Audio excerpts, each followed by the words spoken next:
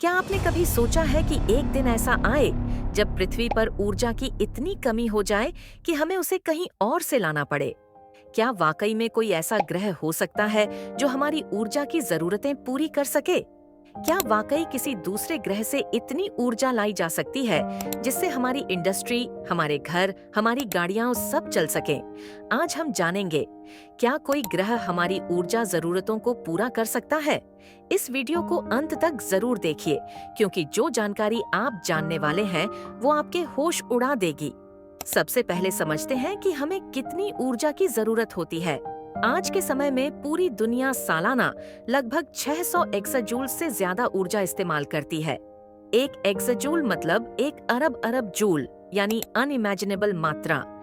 इसमें से सबसे ज्यादा हिस्सा लगभग 80% फॉसिल फ्यूल्स से आता है, कोयला, पेट्रोल और प्राकृतिक गैस। लेकिन एक समस्या है, ये संसाधन सीमित हैं। और इससे भी बड़ी समस्या, ये वातावरण को प्रदूषित करते हैं, ग्लोबल वार्मिंग को बढ़ाते हैं। इसलिए अब वैज्ञानिक, सरकारें और उद्योगपति सब खोज में हैं। ऐसी ऊर्जा का स्रोत जो साफ हो, भरपूर हो और टिकाऊ हो। और यहीं से आता है सवाल, क्या पृथ्वी से बाहर कोई समाधान है? हमारे सौरमंडल में 8 ग्रह हैं, लेकिन क्या इनमें से कोई हमारी मदद कर सकता है? सूर्य, द पावर हाउस। सभी ग्रहों से पहले सूरज को समझना जरूरी है। सूरज हर सेकंड में करीब 3.8 गुना 10.26 वॉट एनर्जी रिलीज करता है। ये इतनी एनर्जी है कि अगर हम सिर्फ 1 घंटे की सूरज की रोशनी को कैप्चर कर लें, तो पूरी मानव सभ्यता की 1 साल की जरूरत पूरी हो जाए। लेकिन समस्या है, सूरज तक जाकर डायरेक्ट एनर्जी निकालना असंभव है। तो क्या करें? बृहस्पति, जुपिटर और उसके चंद्रमा ऊर्जा के खजाने। जुपिटर खुद तो गैस का विशाल गोला है, लेकिन उसके चंद्रमा जैसे कि आयो और यूरोपा ऊर्जा के बड़े स्रोत हो सकते हैं। आयो पर ज्वालामुखीय गतिविधि जबरदस्त है, यानी जियोथर्मल एनर्जी का स्रोत। यूरोपा के नीचे तरल पानी है, जो हाइड्रोजन फ्यूल के लिए प्रयोग हो सकता है। चोर, टाइटन एनर्जी रिजर्वोयर, शनि का चंद्रमा टाइटन एक और कमाल का ऑप्शन है। इसकी सतह पर मीथेन की नदियां और झीलें हैं। नासा के अनुसार टाइटन पर जितना हाइड्रोकार्बन है, वो पृथ्वी की सारी गैस और तेल को मिलाकर उससे भी ज्यादा है।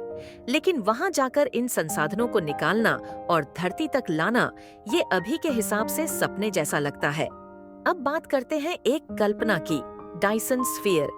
ये एक थ्योरी है जो कहती है कि अगर हम सूरज के चारों ओर एक विशाल संरचना बना सकें जो उसकी सारी रोशनी को कैप्चर कर ले, तो हमें असीम ऊर्जा मिल सकती है। ऐसा करने के लिए हमें एक पूरा ग्रह तोड़कर उसकी सामग्री से डायसन स्फीयर बनानी पड़ेगी। ये फिलहाल साई-फाई जैसा लगता है, लेकिन वैज्ञानिकों ने इस पर सीरियस स्टडी की है। कुछ एक्सपर्ट मानते हैं कि अगर human civilization type 2 Kardashev scale बन गई, तो हम डायसन स्फीयर बना सकते हैं। अब नजर डालते हैं उन ग्रहों पर जो हमारे सौरमंडल से बाहर हैं, यानी एक्सोप्लैनेट्स। नासा के केपलर और टेस मिशनों ने हजारों एक्सोप्लैनेट खोजे हैं। कुछ प्लैनेट्स जैसे Kepler 452b, Proxima Centauri B और ग्लीजे 581 डिग्री पर जीवन होने की संभावना जताई गई है। अगर वहां जीवन है, तो वहां ऊर्जा स्रोत भी होंगे। हाइड्रोजन रिच प्लैनेट्स या मैग्नेटिक जायंट्स, ये ग्रह ऐसे हो सकते हैं जो विशाल ऊर्जा स्रोत प्रदान करें। इन ग्रहों की सतहों पर हो सकता है कि भारी मात्रा में प्राकृतिक गैस हो, या फिर सौर तूफानों से एनर्जी इकट्ठा की जा सके। लेकिन इन ग्रहों तक पहुंचना एक और समस्या है। प्रोक्सिमा बी सबसे पास है, लेकिन फिर भी 4.24 लाइट ईयर दूर, यानी मौजूदा रॉकेट से वहां पहुंचने में हजारों साल लगेंगे। तो क्या करें? क्या हम सिर्फ कल्पनाएं करें, या फिर कुछ असली रास्ते भी हैं? 1. Space based solar power, SBSP.